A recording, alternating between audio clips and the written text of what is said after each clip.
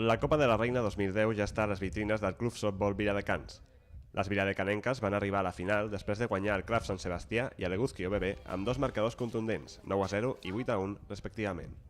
Ja a la final, l'equip de Fernando Lance es va imposar de nou a l'Eguzki per 1-5.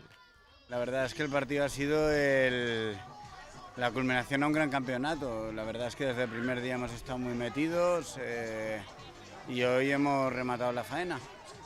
En general la temporada ha sido muy dura porque tenemos un equipo muy veterano.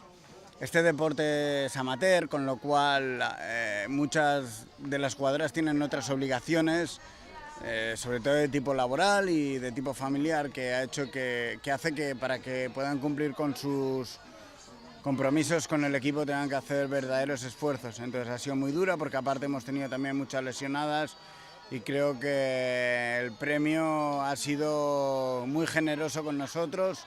La final va estar molt igualada a l'inici, amb un Eguzki molt ferm que va començar per davant en el marcador. Mica en mica, però, el CS Viladecans es va fer amb el control del partit i no va trigar gaire en sentenciar el títol.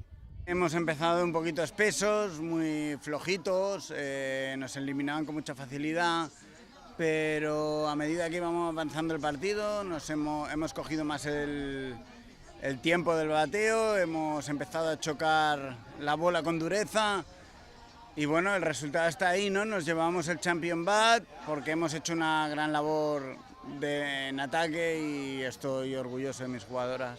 Són campiones de la Lliga i possiblement poden ser campiones de la Reina. El que passa és que bueno, a nivell de continuïtat i tindre un plegatge de gent, pues, bueno, és un esport minoritari i sempre és més difícil.